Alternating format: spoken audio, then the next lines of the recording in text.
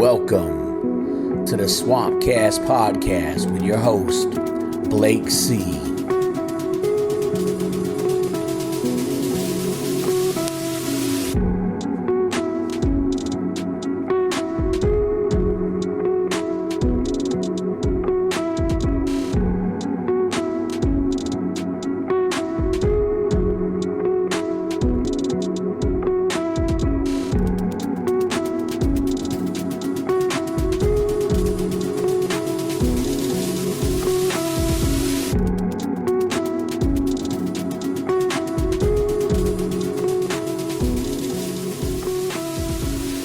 What's going on, Florida Gator fans? Welcome to the SwampCast, presented by SwampFury.com. This is your host, Blake Childress. Today is November 1st, 2019, and we are less than 24 hours away from the highly anticipated matchup between the number 6 Florida Gators and the number 8 Georgia Bulldogs. Today is a great day.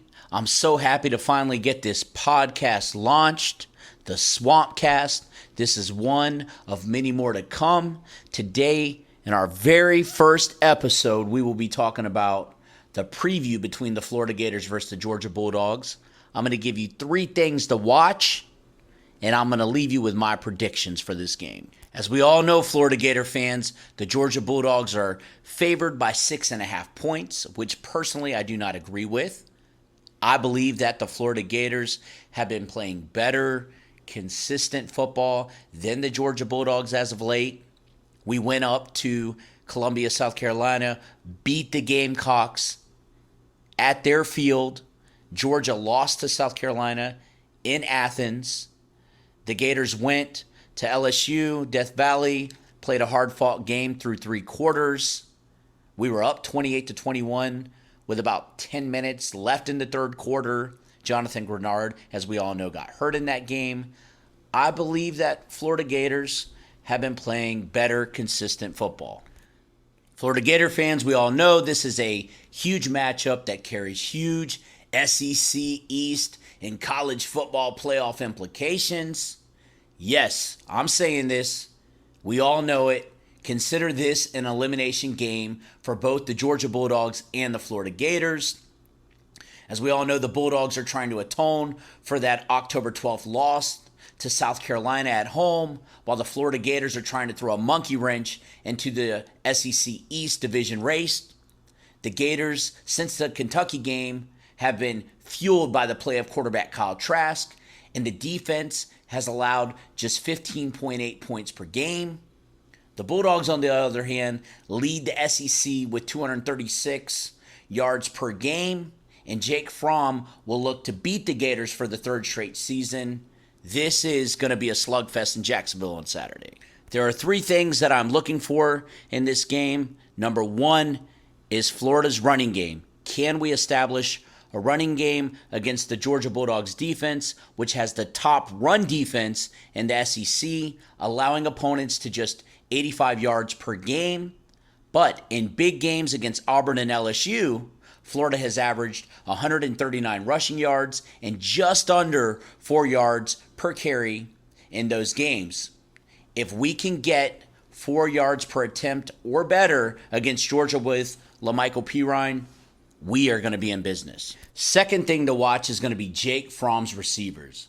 The Gators this year have allowed just 8 touchdown passes this season. Marco Wilson, CJ Henderson have been playing lockdown corners. How will Georgia, Jake Fromm, and his receivers attack that? A fact, Fromm threw 51 times in the loss to South Carolina and 12 times in a very ugly victory against Kentucky. He hit just over 58% of his passes in both of those games. If the Georgia Bulldogs are going to do anything on offense, I believe that George Pickens and Lawrence Cager need to have bigger roles and play big games. The third thing to watch is the turnovers. What's going to happen in the turnover department? The Florida defense is more than good enough to keep this game close and tight throughout. And be shocked if this is in any sort of an offensive show.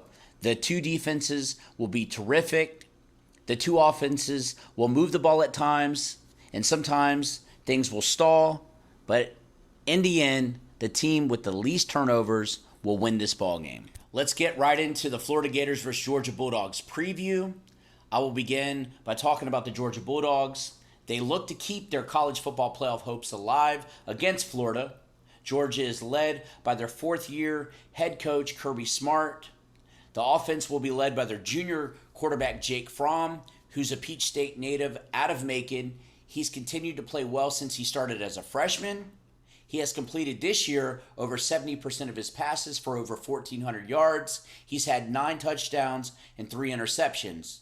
The key that gets the Georgia offense going is junior running back DeAndre Swift.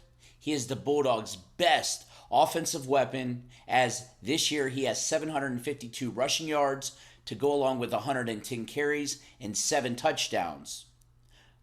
Wide receiver position, true freshman wide receiver George Pickens is the lead receiver for Georgia. He has 23 receptions with over 300 yards and 2 touchdowns to go along with that. And also the Miami Hurricane transfer Lawrence Cager. He's also been very productive in 2019 as well. He has 19 catches for over 240 yards and 3 touchdowns. On the defensive side of the ball, the Georgia Bulldogs have one of the top-ranked defenses in the country and in the SEC. Junior linebacker Monty Rice is a beast. He's their leading tackler. He has over 40 tackles, including 18 solos and 5 quarterback hurries. Another key note is redshirt freshman outside linebacker Azeez Ojulari. He leads the Bulldogs in sacks with 3.5. He also has 3.5 tackles, 4 losses, and 24 quarterback hurries. A lockdown corner for the Bulldogs is cornerback Richard LeCount. He is one of the best defensive backs in the SEC and country. LeCount has 29 tackles, 2 tackles for loss, and an interception on the season. Another lockdown corner to watch for the Bulldogs will be Devod Wilson. The redshirt freshman out of Miami is a former actual Florida Gator commit and also has 1 interception on the year. Now let's talk about our Florida Gators. The Florida Gators are back on the field after a bye week. The Florida Gators are healthy. We got Kadarius Toney back. We got Jonathan Grenard expected to play. We have Jabari Zuniga expected to play. And we are coming off a huge win on the road against South Carolina. And we are ready to take on one of our biggest rivals, the Georgia Bulldogs in Jacksonville tomorrow. The Gators are led by their second-year head coach, Dan Mullen. The Florida offense is led by their redshirt junior quarterback, Kyle Trask.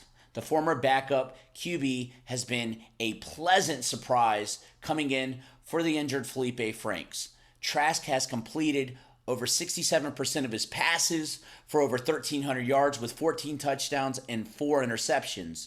Trask also, note this, has 2 rushing touchdowns on the year, 1 against Kentucky and 1 against Towson. Sophomore tight end Kyle Pitts is a beast. He is the lead receiver for the Gators with 35 receptions for almost 400 yards and 4 touchdowns. Red shirt, my man Van has been very solid for Florida with 27 catches for 331 yards and 3 touchdowns. In addition, senior wideout from my hometown, Ocala, Florida, my man, North Marion High School product Freddie Swain has 21 catches for 339 yards and 4 touchdowns. On the defensive side of the ball, we are looking to be healthy again as John Grenard and Jabari Zuniga are expected to return from injury, which is great news. The defense is so much better with both of them on the field at the same time. In addition to David Reese, the Gators defense allows less than 2 yards per rush with both of them on the field. That number jumps to just below 5 yards per carry when at least one of the two is off the field. Senior linebacker David Reese, I cannot speak enough about him, still leads Florida in tackles with 66 on the season. Furthermore, Reese has 2 tackles for loss, a fumble recovery, and a sack. Key note on defense is junior safety Sean Davis. He leads the team in interceptions with 3 and also has 27 tackles. Todd Grantham and this Florida defense needs to find a way, I cannot reiterate this enough, to slow down DeAndre Swift and Georgia's rushing attack. Georgia's offense flows better when they're able to run the ball. 5 players to watch for the Florida Gators that are must-see TV. Number 1, defensive end Jonathan Grenard. Look for him coming off that injury to cause disruption to the Georgia Bulldogs offensive line in the trenches, to Jake Fromm, and to slow down DeAndre Swift. Number 2, tight end Kyle Pitts. Look for the Kyle-to-Kyle connection. I expect Kyle Pitts to have a big game versus the Georgia Bulldogs. I'm predicting that he will have over 100 yards receiving and a touchdown to go along with that. Number 3, linebacker all over the place. Number 33, David Reese, leading the team in tackles with 66. I expect that trend to continue. Number 4, the mature, always poised, never looking phased, quarterback Kyle Trask. He is going to have a big day tomorrow. He is going to limit turnovers, and he's going to play with high IQ and poise in Jacksonville. And number 5, C.J. Henderson. He is going to put the Georgia receivers on lockdown. My 5 predictions that I believe will happen versus the Georgia Bulldogs are: number 1, that Kyle Trask will throw for over 300 yards and have 3 touchdowns. Number 2, the Florida Gators defense with Jabari Zuniga, Jonathan Grenard being healthy, they will hold DeAndre Swift to under 130 rushing yards. Number 3, David Reese will lead the Gators in tackles. Number 4, the Florida Gators will have less turnovers than the Georgia Bulldogs. And number 5, the Florida Gators will beat the Georgia Bulldogs by a score of 34-23. Thank you very much for tuning in and listening to the Swamp Fury podcast presented by SwampFury.com and hanging out with me, your host, Blake Childress. Today we talked about the highly anticipated matchup between the number 6 Florida Gators and the number 8 Georgia Bulldogs and the keys to the game for both teams. If you have a chance, please visit my website, www.swampfury.com. Again, that's www.swampfury.com, where you can listen and download my latest podcast and much more. On the next episode, we will discuss the Florida versus Georgia ball game and the final outcome. Thank you for tuning in and listening, and as always, go Gators.